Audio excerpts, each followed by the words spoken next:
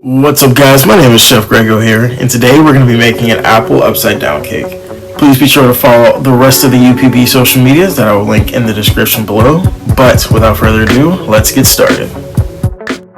For the recipe, you need 3 eggs, 1 teaspoon of vanilla extract, 1 tablespoon of ground cinnamon, 1.5 cups of all-purpose flour, 1.5 cups of sugar, 3/4 cups of brown sugar, 3/4 cups of butter, 1 teaspoon of baking powder, a half cup of milk. You're also going to want 4 apples. I chose 1 green one just because it changes the flavor a little bit, but you don't have to get that if you don't want to. And finally, you need 1/4 teaspoon of salt. In a bowl, you're going to mix 1.5 cups of sugar and 1.5 cups of butter, and you're going to mix them together until they look something like this. Next, we're going to be adding our 3 eggs.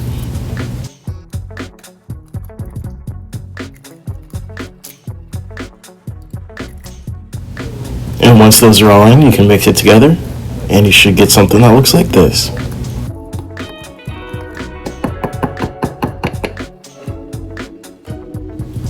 Next, we'll be adding the 1 teaspoon of vanilla extract and 1/2 cup of milk.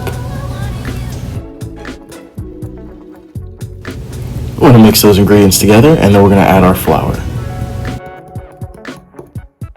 We're going to be adding 1.5 cups of flour to this, and we're going to go next door and go get a whisk because that is the easiest way to incorporate wet and dry ingredients.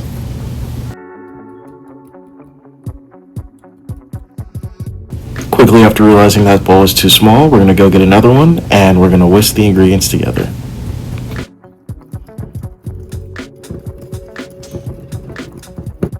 Just be sure not to get anything on the wall. We're going to be adding the last of our dry ingredients, so we're going to add 1 teaspoon of baking powder and 1 tablespoon of ground cinnamon. This is the step where you're also going to add your 1/4 teaspoon of salt as well.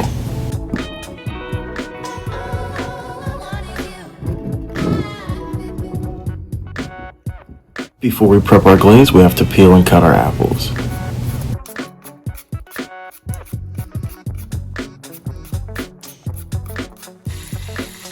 And if we didn't add enough butter, we're going to add 2 sticks of butter to our pan, and we're also going to add 1 cup of brown sugar, and we're going to mix that together. You're going to check on the butter every once in a while, but once it starts to look like this, you know it's ready. And you guys can pour that into your baking dish.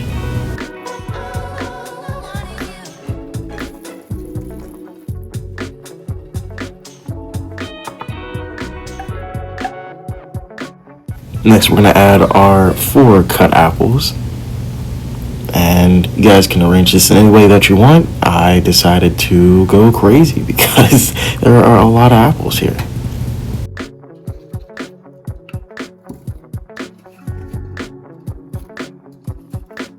And you want to get a spoon or some type of object to make sure the apples stay where they are, because if they look like this when they go into the oven, then it's not going to cook properly.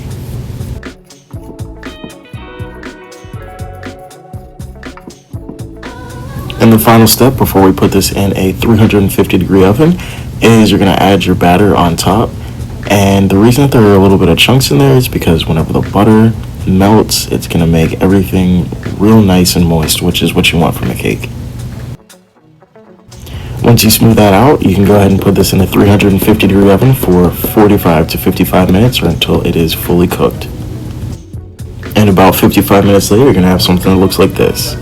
Comment below and let me know what you guys think. This turned out pretty well. Maybe I'll put it in for a little bit less next time so that the edges aren't so dark. But yeah, it worked out great. Thank you guys for watching, and I'll see you guys later.